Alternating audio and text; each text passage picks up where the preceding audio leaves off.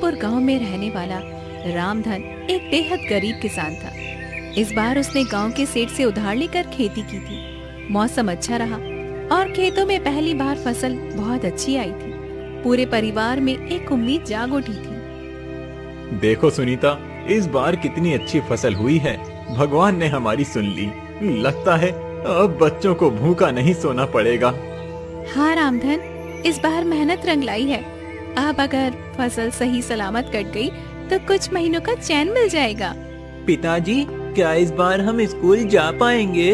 जरूर बेटा, अब तो तुझे अच्छे कपड़े और किताबें भी दिलवाऊंगा। पिताजी, मेरे लिए क्या लाओगे? बोलो ना पिताजी। तेरे लिए गुड़िया और नई चूड़ियाँ लाऊंगा। लेकिन शायद किस्मत को ये मुस्काने राज नहीं आई। शाम ढलते ही आसमान पर काले बादल घिर गए और तेज आंधी के साथ मूसलाधार बारिश शुरू हो गई। रामधन जल्दी चलो, खेत में पानी भरने लगा है। हे भगवान, कहीं सब कुछ न बह जाए। रामधन भागकर खेत पहुंचा। वहां का दृश्य देखकर उसका दिल बैठ गया। खेत पूरा पानी में भर चुका था और सारी फसल भी डूब चुकी थी। अब क्या बचा भगवान, सब कुछ खत्म हो गया। मेरी मेहनत, मेरी उम्मीद सब बह गई। अब बच्चों को क्या खिलाएंगे जी? घर में तो एक मुट्ठी अनाज भी नहीं बचा है। अगले दिन सुबह रामधन सेठ हरिराम के पास गया, जिसके पास से उसने कर्जा लिया था। उसे उम्मीद थी कि शायद सेठ थोड़ा सा समय दे देगा। सेठ जी, बारिश में सब कुछ बर्बाद हो गया। थोड़ी मोहलत दे दीजिए। अगली बार फसल होगी तो सारा कर्ज चुका दूंगा। तुम्हें अब कोई मोहलत नहीं मिलेगी रामधन। कागज के हिसाब से अब वो जमीन मेरी है। सेठ जी, वो मेरी पुश्तैनी जमीन है। आप ऐसा मत करिए। मुझे कागज से मतलब है, भावना से नहीं। अब वो जमीन मेरे नाम है और तुम लोग तुरंत उसे खाली कर दो। रामधन की जमीन भी चली गई और उसके पास अब कुछ भी नहीं बचा था। उसके पास अब ना तो खेत था, ना पैसा और न ही कोई आसरा। सुनीता, अब इस गांव में हमारे लिए कुछ नहीं बचा। चलो जंगल की ओर चलते हैं, शायद वहाँ कहीं से छुपाने की जगह मिल जाए। ठीक है रामधन, अब जैसी तुम्हारी मर्जी। और इसी के साथ एक गरीब किसान अपने टूटे सपनों को समेटे अपने परिवार को लेकर निकल पड़ा, अनजाने अंधेरे की ओर। सेठ ने उन्हें जमीन से भी निकाल दिया था और अब उनके पास न घर का ठिकाना था, न ही खाने के लिए कुछ था। रामधन का परिवार एक बार फिर सड़क पर था। बारिश अब रुक चुकी थी, लेकिन उनके जीवन की बरसात थमने का नाम ही नहीं ले रही थी। चलो सुनीता, अब पीछे मत देखो। जो हो गया उसे सोचने से कुछ नहीं होगा। अब घर नहीं बचा सुनीता, बस जिम्मेदारी बची है इन बच्चों की। इन्हें भूखा नहीं सोने दूंगा, चाहे मुझे कुछ भी करना पड़े। पिताजी, अब हम कहाँ जाएंगे? बेटा, अभी हम एक जगह चल रहे हैं। वहाँ शायद कोई बूढ़े बाबा रहते हैं, जंगल के किनारे पर। सुना है वो अच्छे इंसान हैं। मुझे बहुत भूख लगी है बाबू, मुझे खाना चाहिए। थोड़ा और चल ले बेटा, वहाँ पहुँचते ही कुछ इंतजाम कर लेंगे। रामधन का परिवार गांव से बाहर निकलकर जंगल की ओर बढ़ गया। उन्हें दूर से ही एक टूटी हुई कुटिया दिखाई दी। पास जाने पर देखा वहाँ पर एक बूढ़ा साधु अपनी धुनी रमाए बैठा था। बाबा प्रणाम, हम लोग बहुत मुसीबत में हैं। हमारे पास अब कुछ भी नहीं बचा। बेटा, तुम्हारे चेहरे पर ईमानदारी दिख रही है। तुम चाहो तो इस कुटिया में रह सकते हो। कुछ ज्यादा नहीं है, लेकिन सिर छुपाने की जगह मिल जाएगी। आपका धन्यवाद बाबा, भगवान आपको सुख दे। अब वही टूटी कुटिया उनका नया ठिकाना बन गई थी। अगले दिन सुबह रामधन जंगल में लकड़ी काटने निकला, ताकि बाजार में उसे बेचकर कुछ पैसे मिल जाए। सुनीता, मैं जंगल जा रहा हूँ, लकड़ियाँ काट कर लाऊंगा। फिर उसे बेचकर कुछ सब्जी लाएंगे बच्चों के लिए। जल्दी लौट आना, खाना भी बनाना है और बच्चों को भी कुछ खिलाना है जी। रामधन दिन भर जंगल में पसीना बहाकर लकड़ियाँ काटता रहा और शाम होते ही उन्हें लेकर बाजार की ओर गया। वहाँ उसे बहुत कम पैसे मिले, पर उसने कुछ आलू, प्याज और थोड़ा सा आटा खरीद लिया। ये लो सुनीता, कुछ खाने का सामान लाया हूँ। कुछ खास तो नहीं है, लेकिन बच्चों का पेट तो भर जाएगा। तुमने इतना सब किया रामधन, अब तुम हाथ मुंह धोकर बैठो तो मैं तुम्हारे लिए भी रोटियां सेक देती हूँ। माँ, क्या आज गुड़ नहीं आया? आज नहीं बिटिया, लेकिन हम कल जरूर से गुड़ लेकर आ जाएंगे। रात को सभी ने सूखी रोटियों के साथ उबली सब्जी खाई और पहली बार किसी को भी कोई शिकायत नहीं थी। सबकी आंखों में थकान थी, लेकिन उस थकान में भी एक उम्मीद छिपी थी। अब हर दिन ऐसा ही होगा। मैं मेहनत करूंगा और हम सब मिलकर आगे बढ़ेंगे। हमारे पास कुछ भी नहीं है, लेकिन हम एक साथ हैं, यही सबसे बड़ी बात है। कठिनाइयों का पहाड़ उनके सामने खड़ा था, लेकिन रामधन ने हार नहीं मानी। उसका सफर अभी लंबा था, लेकिन उसका इरादा सटीक था। रामधन अब रोज जंगल जाकर लकड़ियां काटता और शाम तक उसे बाजार में बेचकर जो भी मिलता उससे राशन लाता। बच्चों की आंखों में अभी भूख दिखती थी, लेकिन वो अब शिकायत नहीं करते थे। परिवार के लिए संघर्ष अब उनकी आदत बन गई थी। सुनिए जी, जल्दी लौट आइएगा, कल बहुत देर हो गई थी और बिटिया आपके बिना ही सो गई थी। हाँ सुनीता, जल्दी लौटूंगा। आज थोड़ी ज्यादा लकड़ियां लाऊंगा ताकि कुछ पैसे ज्यादा मिल जाएं। पिताजी, आज क्या गुड़ भी लाएंगे? जरूर बेटा, इस बार तेरे लिए गुड़ भी और माँ के लिए एक साड़ी का सपना भी लेकर आऊंगा। और मेरे लिए चूड़ियाँ। तुम्हारे लिए सबसे सुंदर चूड़ियाँ बिटिया, बस भगवान थोड़ा साथ दे। रामधन मुस्कुराते हुए जंगल की ओर निकल पड़ा, लेकिन आज वो हर रोज से थोड़ा आगे निकल गया। वो सोच रहा था कि जितना ज्यादा लकड़ी मिलेगा उतना ज्यादा ही अच्छा होगा। आज ज्यादा लकड़ी चाहिए, ज्यादा लकड़ी मतलब ज्यादा पैसा मतलब सबके चेहरे पर खुशी। पेड़ों की गहराइयों में वो इतना आगे निकल गया कि उसे पता ही नहीं चला कि वो कहाँ पहुँच गया है। दूर तक सिर्फ जंगल ही जंगल था। वहाँ पर कोई रास्ता दिखाई नहीं दे रहा था, न ही कोई आवाज थी। अरे, ये कौन सी जगह है? ये रास्ता तो रोज वाला नहीं लगता है कहीं गलत दिशा में आ गया। वो इधर उधर देखने लगा, लेकिन उसे कोई दिशा समझ नहीं आ रही थी। आसमान में बादल घिरने लगे थे और हल्की सी बारिश भी शुरू हो गई थी। हे भगवान, अब क्या करूं? जिस दिशा से आया था वो भी भूल गया। अब कोई रास्ता नहीं सूझ रहा। उधर झोपड़ी में सुनीता बार बार जंगल की ओर देख रही थी। सूरज ढल चुका था, लेकिन रामधन नहीं लौटा। आज बहुत देर हो गई है, अब तक तो वो रोज लौट आते हैं, आज इतनी देर क्यों हो गई है? माँ, पिताजी को कुछ हो तो नहीं गया? ऐसा मत बोल बेटा, वो ठीक होंगे, बस शायद ज्यादा दूर तक निकल गए होंगे। मुझे डर लग रहा है माँ। उधर रामधन थक कर एक पत्थर पर बैठ गया। उसकी आंखें नम हो गई, लेकिन फिर उसने हिम्मत जुटाई और आगे बढ़ा। तभी एक छोटी सी रोशनी दिखाई दी। वो क्या है? वहाँ कोई घर जैसा दिख रहा है या फिर कोई आग जला रहा है। चलो देखता हूँ। वो उस रोशनी की ओर बढ़ा और उसे एक अजीब सी गुफा दिखाई दी, जिसमें से पीली सी चमक आ रही थी। वो थोड़ा घबराया, लेकिन फिर अंदर गया। ये कैसी जगह है? सब कुछ सुनसान है, लेकिन यहाँ रोशनी कैसी? गुफा के अंदर वो जैसे ही आगे बढ़ा, उसे सामने एक अलग ही दुनिया दिखाई दी। वो एक गांव जैसा था, लेकिन वहाँ कोई इंसान नहीं था। पूरा गांव सोने के जैसा चमक रहा था। ये तो कोई सपना लग रहा है, मगर मैं तो जाग रहा हूँ। फिर ये क्या है? अचानक दो सिपाही आए और रामधन से बोले, तुम कौन हो और यहाँ कैसे आए? मेरा नाम रामधन है। मैं गरीब किसान हूँ, रास्ता भटक गया हूँ। राजा के पास चलो, वो तुमसे मिलना चाहते हैं। रामधन डरते हुए उनके साथ महल की ओर चल पड़ा।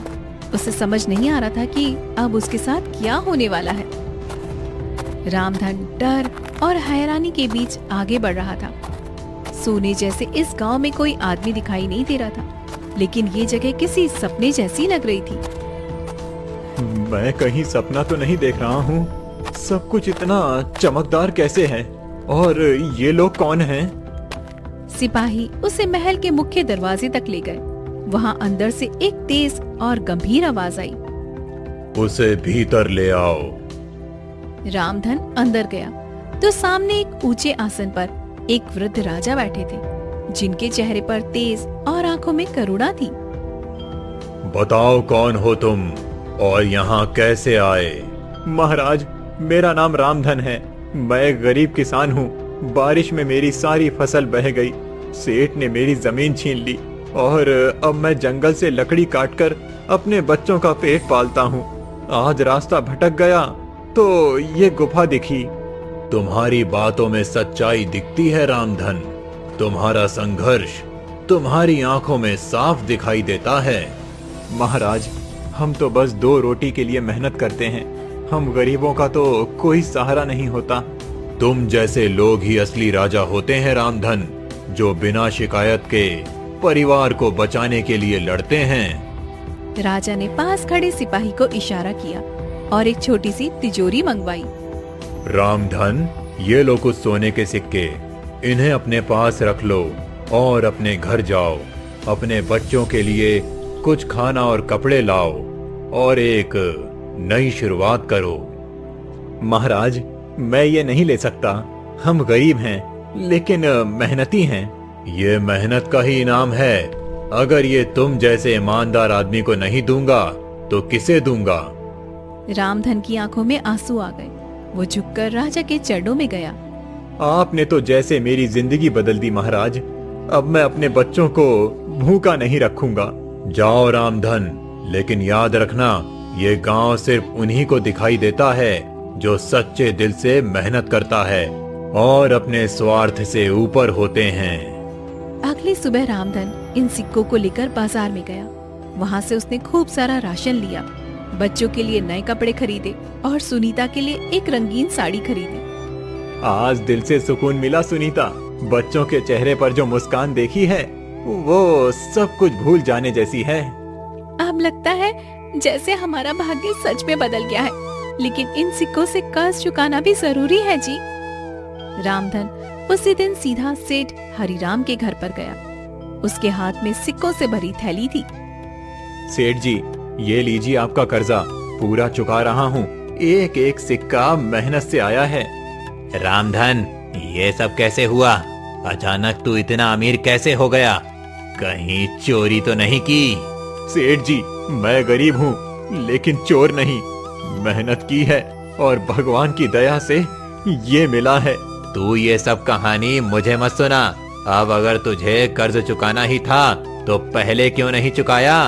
अब चुका दिया सेठ जी, और अब आप मेरी जमीन के कागज भी लौटा दीजिए। सेठ को शक था, लेकिन सामने सोने के सिक्के देखकर वो चुप हो गया। जमीन के कागज लौटाए और रामधन वहाँ से निकल गया। पिताजी, अब क्या हम फिर से उसी खेत में काम करेंगे? हाँ बेटा, अब वो खेत फिर से हमारा है। अब हम उसमें मेहनत करेंगे, लेकिन एक और सपना भी है। सपना कैसा? मैं बस सिर्फ खेती नहीं करूंगा, लकड़ी बेचने का छोटा कारोबार भी शुरू करूंगा। जंगल से लकड़ी लाऊंगा और गांव में बेचूंगा। रामधन ने 2 दिन में लकड़ी बेचने का एक ठेला बनवाया और अब हर सुबह जंगल जाता और शाम को बाजार में बेचकर लकड़ियों को घर पे लौटता। धीरे धीरे उसके पास पैसा भी बढ़ने लगा और गांव वाले भी अब उसे सम्मान की नजर से देखने लगे। देखो, रामधन अब अमीर हो गया। लगता है भगवान की कुछ खास कृपा हुई है इस पर। लेकिन सेठ हरिराम को चैन नहीं पड़ा। वो रोज सोचता कि आखिर रामधन के पास अचानक इतना धन कहाँ से आ गया है। उसने ठान लिया था कि अब वो इस रहस्य का पता लगाकर ही रहेगा। रामधन, अब मैं चुपचाप नहीं रहूंगा। मुझे भी देखना है ये पैसा आया कहाँ से। जरूर कोई राज है। एक दिन रामधन फिर से लकड़ी लेने जंगल गया और उसी रास्ते पर चला गया जिससे गुफा की ओर जाया जाता था। लेकिन पीछे पीछे सेठ भी छिपकर उसके पीछे आने लगा। आज फिर उसी रास्ते से जाऊंगा। राजा जी को धन्यवाद तो देना ही है। तो यही है रास्ता। तू यहीं से गया था, अब तो मैं भी तेरे पीछे पीछे चलूंगा। देखता हूँ क्या खेल है। कुछ ही दूर पर वो गुफा होगी। अब गुफा कहाँ है? दिखाई क्यों नहीं दे रही? लगता है किसी रहस्य में छुपा है सब। वो रही मेरी गुफा, वही जगह जहां मेरी तकदीर पलटी। तो तू यहीं आया था, अब मैं भी आऊंगा और जितना सोना मिलेगा सब मेरा होगा। हे भगवान, बस एक बार फिर उस राजा से मिलना हो जाए। अब तेरा भगवान नहीं, मेरा दिमाग चलेगा। मैं चुपचाप देखूंगा तू क्या करता है। राजा जी, क्या आप सुन रहे हैं?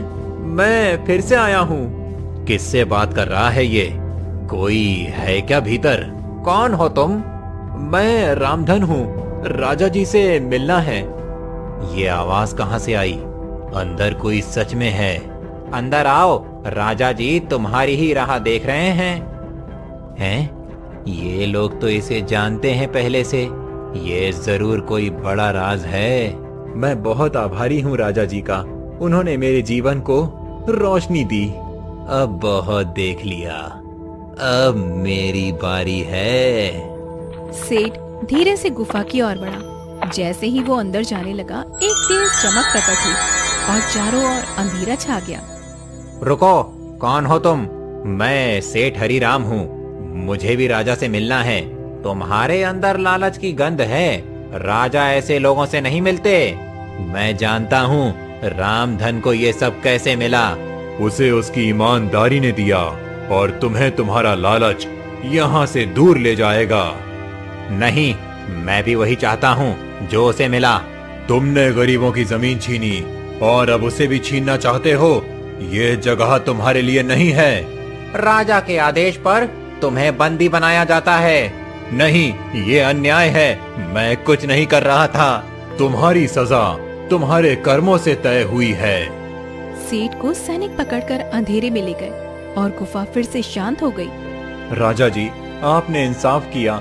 वो आदमी दूसरों की तकदीर चुराता था और तुम दूसरों के लिए मेहनत करते हो। जाओ रामधन, अब तुम अपने जीवन में हमेशा सुरक्षित रहोगे।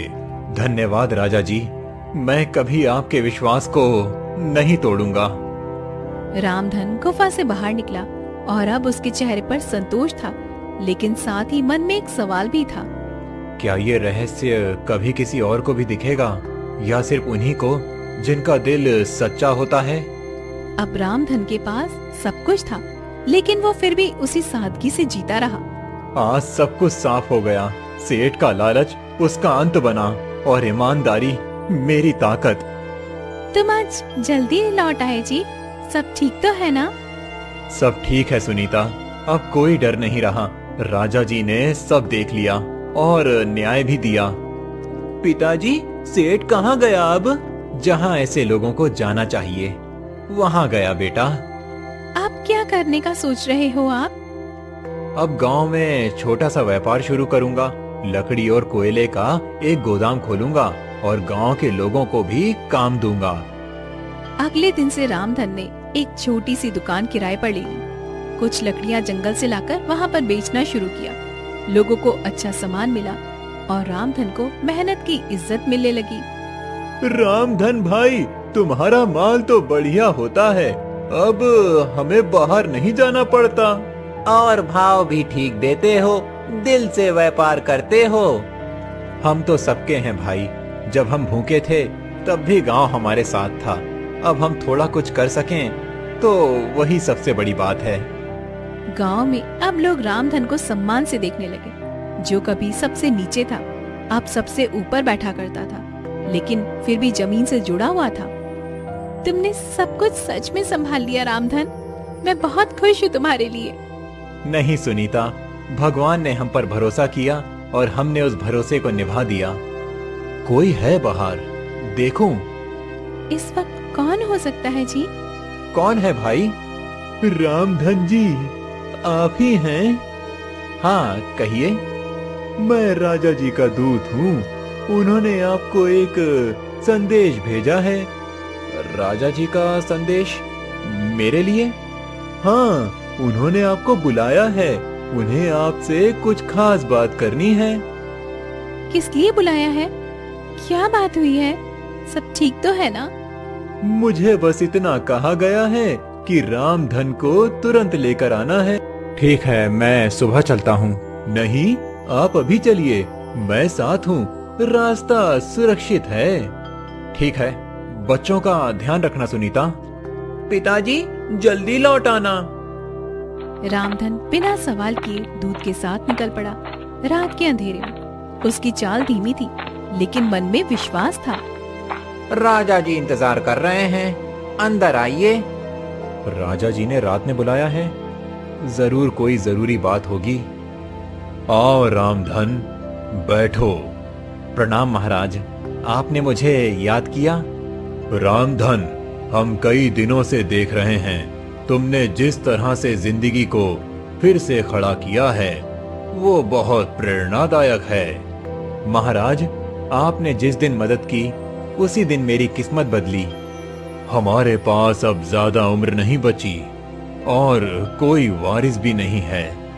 हम चाहते हैं कि तुम हमारे उत्तराधिकारी बनो। मैं राजगद्दी पर बैठूं? ये कैसे संभव है? हमने तुम्हारे व्यवहार, ईमानदारी और परिश्रम को परखा है और यही गुण एक सच्चे राजा में होने चाहिए। मुझे सोचने का समय दीजिए महाराज। तुम्हें कल सुबह तक का समय देते हैं, फैसला सोच समझकर कर लेना। रामधन महल से बाहर निकला। उसके मन में सवालों की बाढ़ थी, लेकिन साथ ही एक नई उम्मीद भी थी। रामधन, क्या फैसला किया तुमने? महाराज, मैं रात भर सोचता रहा। ये गद्दी एक जिम्मेदारी है, मैंने कभी इसका सपनों में भी नहीं सोचा था। लेकिन अगर आप मुझे योग्य मानते हैं तो मैं ये जिम्मेदारी स्वीकार करता हूँ। तुम्हारा ये उत्तर ही साबित करता है कि तुम इसके लायक हो। मैं वादा करता हूँ कि मैं हमेशा गरीबों के साथ खड़ा रहूंगा, किसी के साथ अन्याय नहीं होने दूंगा। महाराज रामधन को राजसी वस्त्र पहनाए जाएं। रामधन को नया वस्त्र पहनाया गया, उसके माथे पर राज तिलक किया गया और उसे सिंहासन पर बैठाया गया। रामधन, क्या ये सच में सपना है? नहीं सुनीता, ये भगवान की मर्जी है। अब हम भूखे नहीं सोएंगे, बल्कि दूसरों की भूख मिटाने की जिम्मेदारी लेंगे। अब मैं राजा का बेटा हूँ। नहीं बेटा, तुम जनता के सेवक के बेटे हो। हम राजा नहीं, सेवक बनकर जिएंगे। धर्मपुर गांव के उसी गरीब किसान ने, जो बारिश में सब कुछ खो चुका था, आज अपने संघर्ष से राजमहल तक का सफर तय किया था। उसने जिस राजा ने लकड़ी काट कर बच्चों को पाला, वही सही मायनों में जनता का राजा होता है। रामधन ने न तो अमीरी को घमंड बनने दिया, न गरीबी को शर्म। उसने हर परिस्थिति को स्वीकार किया और मेहनत से अपनी तकदीर लिख दी।